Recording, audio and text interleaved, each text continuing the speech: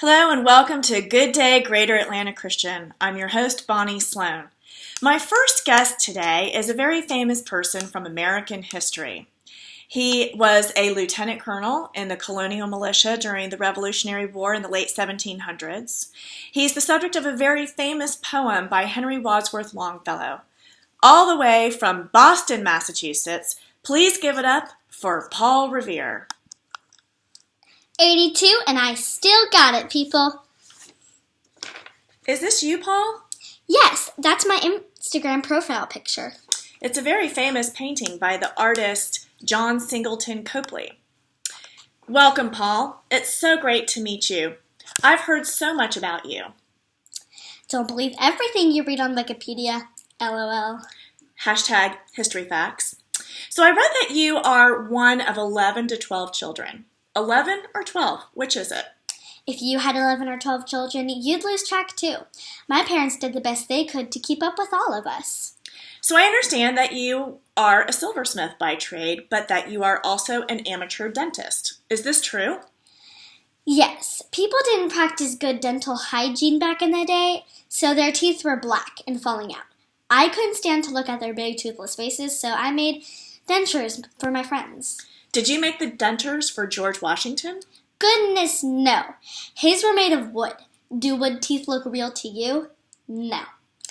I used animal teeth and walrus ivory and wired them to my friends' mouths. Really? That is so interesting. In fact, that's how some of the soldiers were identified after they died in battle. I was able to identify my friend Joseph Warren by the wired tooth I had put in his mouth. So I guess you could say that you were the first to use forensic dentistry. Yeah, that's right. I was the first. And speaking of firsts, I understand that the CIA, or the Central Intelligence Agency, said that you were the first to have an intelligence network known as the Mechanics. Tell me about that. Sure.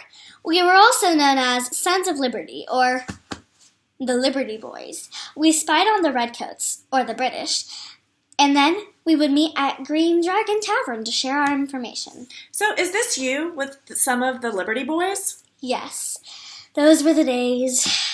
So you're most famous in American history for the Midnight Run. You mean the Midnight Ride, the night I alerted the militia that the British troops were getting ready to attack. Take me back to that night. April 18th, 1775. What happened? Well, it was late at night, 10 o'clock to be precise, and we got word that the Redcoats, or the regulars, were advancing. I wanted to warn the colonials. Several days before, I had told my friend, the sexton of North Church, to put lanterns in the steeple. 1, if they were coming by land. 2, if by sea. So I crossed the Charles River, and my friend, John Larkin, loaned me a horse, Brown Beauty. I rode all the way to Lexington and let people along my journey know so they could prepare. I know the story says I shouted, "The British are coming!" But that's not true. I was on a top secret mission. As I got word out, others started writing and spreading the word too. I told 2 friends, and they told 2 friends, and they told 2 friends, and so on, and so on, and so on. Well, then I got captured. But because the word was out, the British released me, but stole Brown Beauty. And then they retreated. Wow, what an awesome story. Were you scared? Duh, I had a gun to my head. I thought I was a dead man. But you were famous. Is this you? Yes, Brown Beauty and me. The truth is, I wasn't famous right away. It took a long time before people started, talking about it.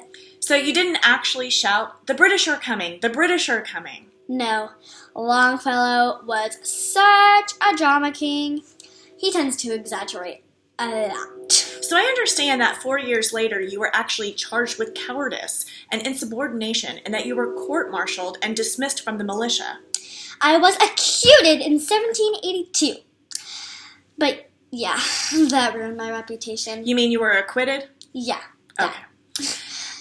As it turns out, you became a very successful businessman. I understand that you started the first rolling copper company in the U.S., Revere Copper Company, and that it's still around today. and that your company provided the copper sheets for the USS Constitution and the church bell at Boston's King's Chapel. Among so many other churches. You may or may not know this, but I created the first paper money in the United States. This is a statue they erected in Boston to commemorate your ride. You must be very proud.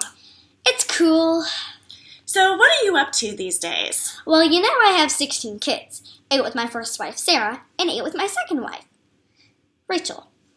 So I try to spend as much time as I can with my children and their grandchildren. And their children. So your grandchildren. Yeah. So what's next for Paul Revere? Well, I die at the age of 83. So... Well, thank you very much for coming, Paul Revere, and thank you for being such an influential person in our American history. And by the way, this should be your Instagram profile picture. But because this is how you look at 82. It makes me look old. Thank you for watching Good Day, Greater Atlanta Christian. Bye.